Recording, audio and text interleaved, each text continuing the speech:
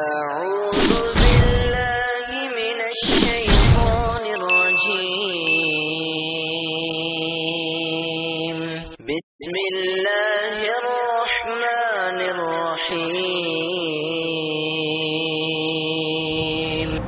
ساری انسانیت کا اور خاص طور سے مومنوں کا سب سے بڑا دشمن شیطان ہے، جو ہماری کمائی ہوئی نیکیوں کو برباد کرنے میں لگا رہتا ہے۔ ایسے ایسے گناہ میں وہ وسوسے ڈال کر کے مبتلا کر دیتا ہے جس سے ہماری بڑی سی بڑی نیکی برباد ہو جاتی ہے۔ یہ سب سن چکے ہیں۔ آج کے خطبے میں جائزہ لیا جائے گا اس بات کا کہ وہ ہمارا بڑا دشمن ہم کو نیکیوں سے روکتا کیسے ہے۔ اس کو اللہ رب العالمین نے اجازت مانگنے پر بڑا اختیار دے رکھا ہے، بڑی طاقت دے رکھی ہے۔ وہی ہمارا سب سے طاقتور اور سب سے پاورفل دشمن ہے، جو ہر لحاظ سے ہماری دنیا اور آخرت کو برباد کرنا چاہتا ہے۔ جس طرح سے وہ بڑی بڑی نیکیوں کے اجر و ثواب سے گناہ کروا کر کے آدمی کو محروم کر دیتا ہے، اسی طرح سے وہ بڑی بڑی نیکیوں سے روکتا بھی ہے۔ وہ بسا اوقات دل میں یہ وسوسہ ڈالتا ہے کہ تم بہت نیک ہو، رمضان میں تم نے بڑی عبادتیں کی، 5 نمازوں کی پابندی کرتے ہو، جمعے کا بڑا اہتمام کرتے ہو، اور اسی طرح سے دوسری نیکیوں کا اہتمام کرتے ہو۔ تم سے کہاں گناہ ہوتے ہیں؟ تم گناہ کم اور نیکیاں زیادہ کرتے ہو۔ جب بندے میں، اللہ سب کو پناہ میں رکھے، دین کے تعلق سے اور نیکوکاری کے تعلق سے یہ احساس پیدا ہو جائے تو پھر سمجھ لو شیطان حاوی ہو رہا ہے۔ گناہ کے راستے کو وہ آسان کر رہا ہے، نیکیوں کی راہ سے ہٹا کر کے بڑائی میں مبتلا کر رہا ہے۔ انسان ایک بڑائی جو اپنی خاندانی یا ذات و پات اور قوم قبیلے کی برتری کو محسوس کر کے جتاتا ہے، اپنی خوشحالی کو محسوس کر کے جتاتا ہے کہ میں بڑا خوشحال ہوں، بہت بڑا آدمی ہوں، بہت بڑے باپ کا بیٹا ہوں، بہت بڑے گھرانے کا چشم و چراغ ہوں۔ اس بڑائی سے زیادہ خطرناک جو بڑائی ہے وہ یہ ہے کہ شیطان کے وسوسے اور بہکاوے میں آ کر آدمی دینی بڑائی میں اس اعتبار سے مبتلا ہو جائے کہ ہم بہت نیکوکار ہیں، ہم بہت بڑے نیک ہیں۔ یہ بڑائی بہت خطرناک ہوتی ہے۔ اللہ کے نبی صلی اللہ علیہ وسلم نے ارشاد فرمایا، لا يدخل الجنت من كان في قلبه مثقال ذرة من کبر، وہ آدمی جنت میں نہیں جائے گا جس کے دل کے اندر ذرہ برابر کبر اور بڑائی ہو۔ من کبرن کا لفظ آیا ہے، کسی بھی قسم کی بڑائی اگر دل میں ہے، بڑائی کا محل دل ہے، اور پھر جب بڑائی دل میں پیدا ہو جاتی ہے تو اس کا اظہار آدمی اپنی زبان سے اور اپنے عمل سے اور اپنے ویوہار اور اپنے سلوک سے کرنے لگتا ہے، بڑی بڑی بولیاں بولتا ہے، ویوہار اور سلوک سے انسان کو تکلیف پہنچاتا ہے، تو رائی کے برابر، ذرے برابر بھی اگر دل میں کسی قسم کی بڑائی ہے، دنیاوی تعلق سے یا دین کے تعلق سے، یہ لفظ بھی تھوڑا سا سمجھنے کی ہے، یہ بہت سنتے ہیں ذرہ برابر، کہ ذرہ کس کو کہتے ہیں؟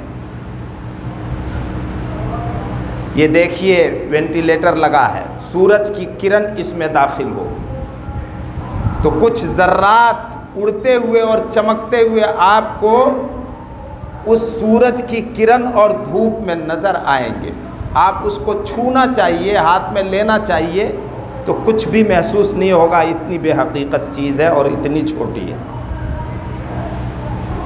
ہاتھ میں لے کر آپ دیکھنا چاہیں دیکھ نہیں سکتے، آپ کچھ محسوس نہیں کر رہے ہیں، اتنی کم وزن چیز آپ کے ہاتھ میں ہے، اتنی چھوٹی اور حقیر اور معمولی چیز آپ کے ہاتھ میں ہے۔ اگر اتنی بھی بڑائی دل میں ہے تو اللہ کے نبی فرما رہے ہیں وہ جنت میں نہیں جائے گا۔ اسی بڑائی میں شیطان مبتلا کرتا ہے۔ صحابہ جہنم کی وعید سن لیتے تو تڑپنے لگتے تھے، فوراً اپنا کنفیوژن دور کرتے تھے۔ نبی نے ان کی تربیت کی تھی اور اس گروہ کو اللہ رب العالمین نے قیامت تک آنے والے مومنوں کے لیے ایک نمونہ اور آئیڈیل بنا دیا۔ کسی نے پوچھ لیا اتنی چھوٹی بڑائی سے بچنا بہت مشکل ہے نا، بہت مشکل ہے، اور شیطان اسی بڑائی میں مبتلا کرنا چاہتا ہے۔ اے اللہ کے رسول، ہم میں کوئی یہ چاہتا ہے کہ اس کے کپڑے اور لباس اچھے ہوں، جوتے چپل اچھے ہوں، کھائے پیے اچھا، اللہ رب العالمین نے جو نعمتیں دے رکھی ہے ان نعمتوں کا اثر اس کی زندگی میں داخل ہو۔ اللہ کے رسول نے فرمایا یہ بڑائی نہیں ہے، اللہ نے جو نعمتیں دی ہیں تم ان سے فائدہ اٹھاؤ، یہ بڑائی نہیں ہے۔ پھر آپ نے بڑائی کی تعریف کی، بطر الحق وغمت الناس، حق کا انکار، اس حق کا تعلق چاہے دین سے ہو یا انسان کی معاشرتی اور سماجی زندگی میں دوسرے کے حقوق سے متعلق ہو، اس کا انکار کر دے آدمی۔ آج معاشرے میں انسانی زندگی اور سماج میں دوسرے کے حق کا انکار کرنا عام بات ہے، تو حق کا انکار اور دوسرے کو حقیر جاننا یہ ہے اصل بڑائی، جو انسان شیطان کے دل میں پیدا کر کے جنت سے اس کو دور ہٹاتا اور جنت سے محروم رکھنا چاہتا ہے۔ شیطان آدمی کو روکتا ہے ایسے عمل سے جس عمل کی تعریف میں اللہ کے نبی نے فرمایا یہ سب سے بہتر عمل ہے، یہ سب سے اچھا آدمی ہے۔ صحابہ ایسے ایسے سوال کرتے تھے، اللہ اکبر، صحابہ عجیب عجیب سوال کرتے تھے۔ اللہ کے رسول سے ایک صحابی نے پوچھا ای المؤمنین افضل، سب سے اچھا سب سے بہتر مومن کون ہے؟ آپ نے فرمایا احسنہم خلقا، جس کے اخلاق سب سے اچھے ہوں، جس کے ویوہار سب سے اچھے ہوں، جس کا سلوک سب سے اچھا ہو، وہ سب سے افضل اور سب سے اونچے مقام والا مومن اللہ کی نظر میں ہے۔ پھر اسی صحابی نے دوسرا سوال پوچھ لیا، وَأَيُّهُمْ أَكْيَسْ، سب سے ہوشیار اور بدھیمان اور عقل مند مومن کون ہے؟ آپ نے جواب میں فرمایا جو موت کو سب سے زیادہ یاد کرے اور موت کے بعد آنے والی زندگی اور آنے والے مرحلوں کی تیاری میں زندگی گزارے، وہ سب سے زیادہ عقل مند اور بدھیمان ہے۔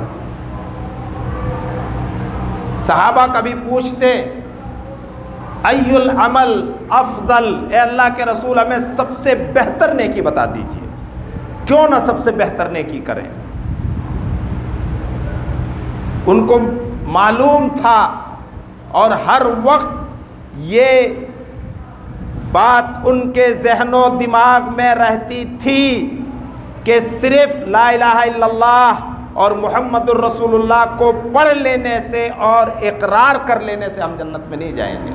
وہ پوچھتے رہتے تھے ہمیں تو ڈائریکٹ جنت میں جانا ہے۔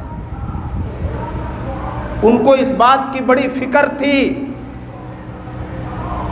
کہ جس جہنم کی آگ دنیا کی آگ سے 69 گنا زیادہ گرم ہے، اس آگ سے ہم بچ جائیں۔ فمن زحزح عن النار، جو اس آگ سے دور رکھا گیا، ہٹا لیا گیا، چلا گیا، وہ برباد ہوا۔ زحزح ہٹا لیا گیا، دور رکھا گیا، وہ دور رہنا چاہتے تھے، وہ دور رہنا چاہتے تھے۔ ہمیں اس کی فکر نہیں ہے، شیطان ہم پر اس حد تک حاوی ہو چکا ہے۔ تو پوچھتے ہمیں ایسا عمل بتلائیے جو ہمیں جہنم کی آگ سے دور کر دے اور جنت میں داخل کروا دے۔ اللہ کے رسول اسلام کے سارے ارکان پر عمل کرنے کی بات کرتے، توحید پر سب سے پہلے، شرک سے بچنا، پھر پوچھتے سب سے بہتر عمل بتائیے جو اللہ کے نزدیک سب سے افضل عمل ہو۔ بظاہر بہت چھوٹی باتیں لگ رہی ہے، لیکن آپ اس کو اس اعتبار سے دیکھیے، اللہ کے نزدیک سب سے بہتر عمل کیا ہو سکتا ہے؟ یہ ناچیز پڑھ کر کے آیا ہے تو بتا رہا ہے۔ آپ میں سے شاید ہی کوئی بتا پائے کہ اللہ کے نبی نے سب سے بہتر اور افضل عمل کس کو کہا۔ کیوں نہ ہم سب سے بہتر عمل کریں؟ آپ نے فرمایا الصلاۃ علی وقتہا، وقت پر نماز ادا کر لینا، وقت پر نماز ادا کر لینا۔ کتنی نمازیں ہماری قضا ہوتی ہیں، جماعتیں چھوٹتی ہیں۔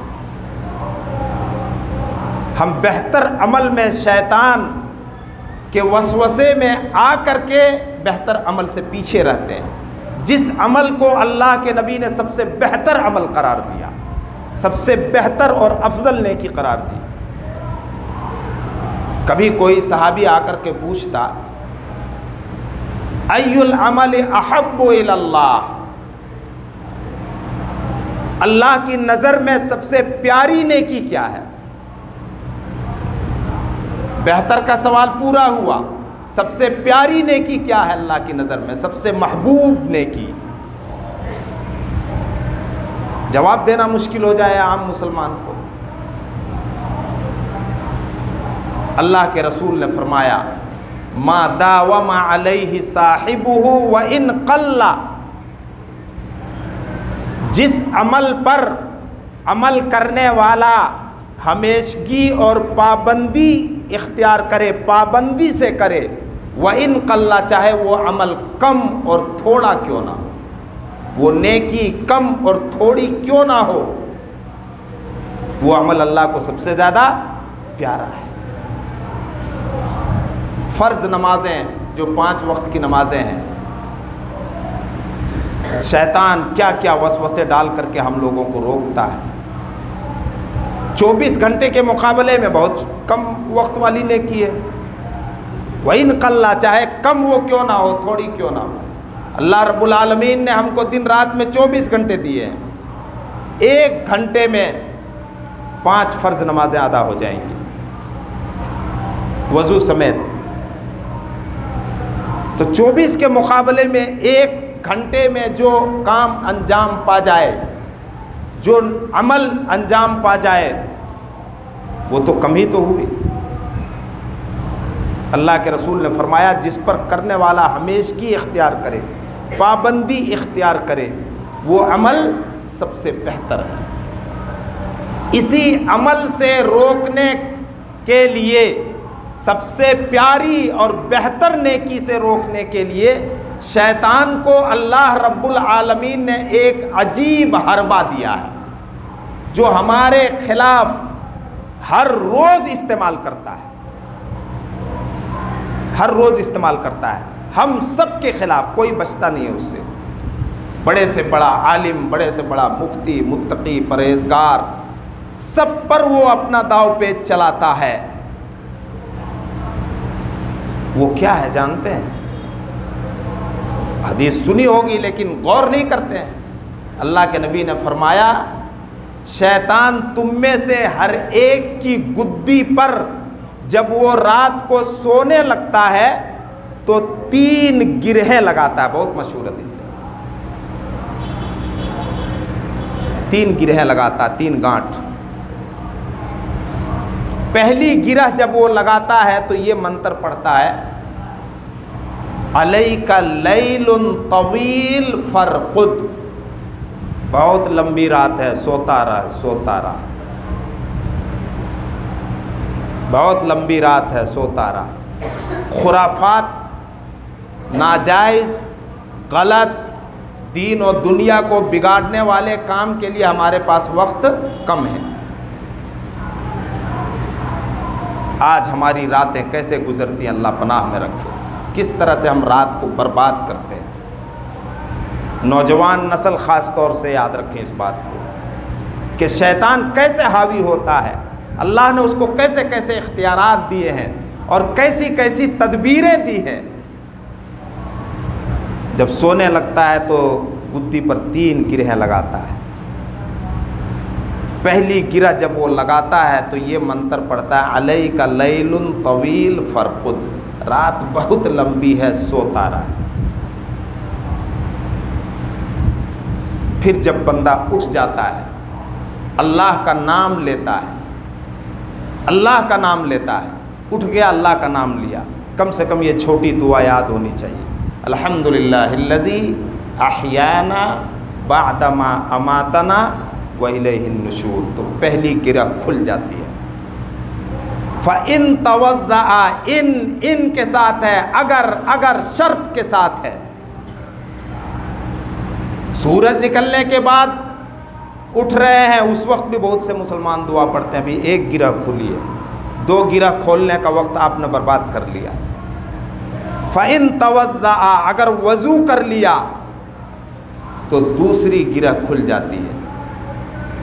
وَإِن صَلَّى، اگر شرط کے ساتھ نماز پڑھ لی تو 3 گرہیں اس کی کھل جاتی ہیں، 3 گرہیں کھل جاتی ہیں۔ اور اللہ کے نبی فرماتے ہیں فَأَصْبَحَ نَشِيطًا طَيِّبَ النَّفْسِ، جس نے فجر کی نماز پڑھ لی اور اس سے پہلے اگر اللہ توفیق دے دے تہجد کی 2-4 رکعت کی تو کیا کہنے، فجر کی نماز جماعت سے پڑھ لی تو اب وہ نمازی اس حال میں صبح کرتا ہے کہ وہ چاق و چوبند اور اس کا فٹنس بہت اچھا رہتا ہے۔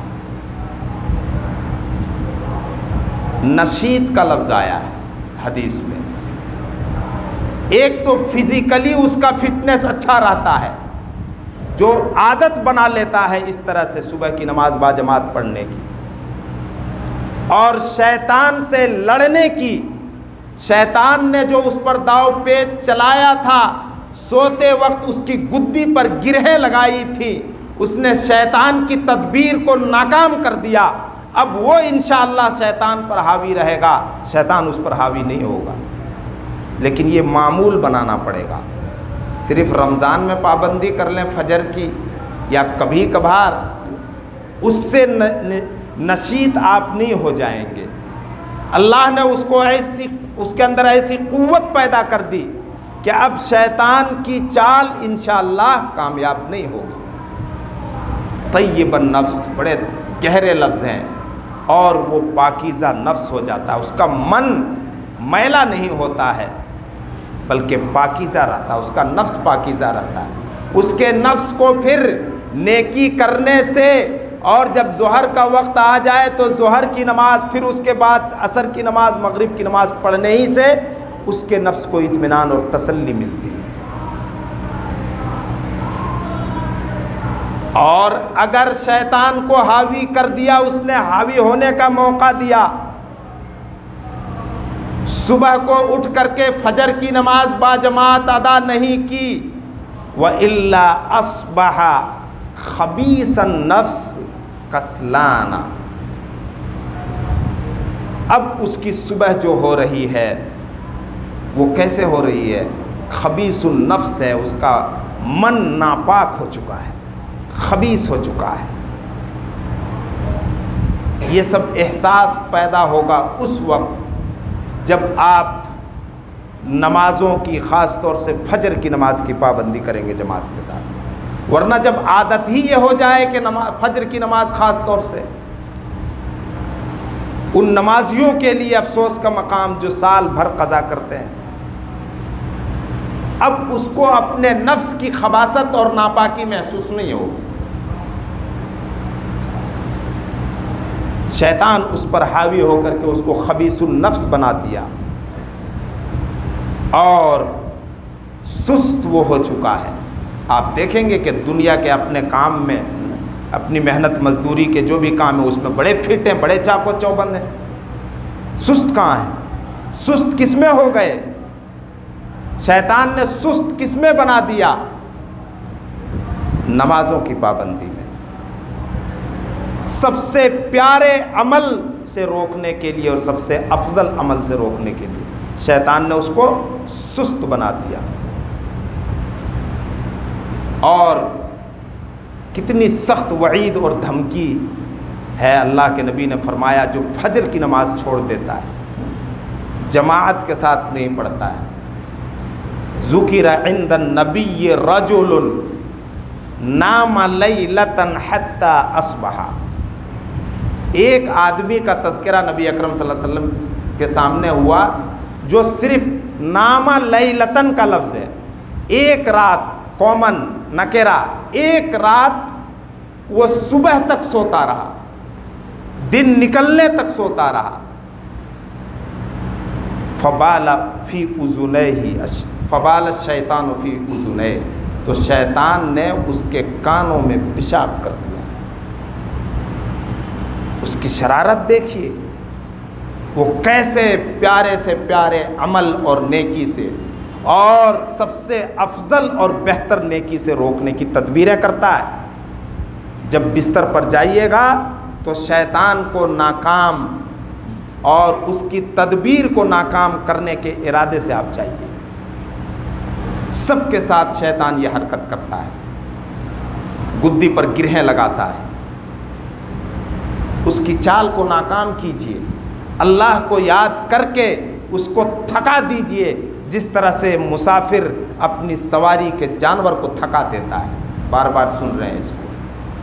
جتنا اللہ کو یاد رکھیں گے، خاص طور سے فرض نمازوں کی پابندی، اتنا ہی شیطان آپ سے ہارے گا اور تھکے گا، ورنہ یہ دشمن ہمارا پیچھا مرتے دم تک نہیں چھوڑے گا۔ اللہ تعالی ہم سب کو اپنے حفظ و امان میں رکھے۔ اللہ رب العالمین ان ساری نیکیوں کی توفیق دے جو نیکیاں اللہ کو بے حد و حساب محبوب اور پیاری ہیں۔ اللہ رب العالمین ہم سب کی مغفرت فرمائے، ہمارے گناہوں سے درگزر فرمائے، بیماروں کو شفا دے، پریشان حال لوگوں کی پریشانیوں کو دور فرمائے، مصیبتوں اور مشکلوں میں جو پھنسے ہوئے ہیں ان کے مشکلات اور ان کی مصیبتوں کو دور فرمائے، اور پوری دنیا میں اللہ رب العالمین امن و شانتی کا دورہ کر دے۔ بارک اللہ لنا ولکم فی القرآن الحکیم ونفعنا وإیاکم بالآیات و ذکر الحکیم۔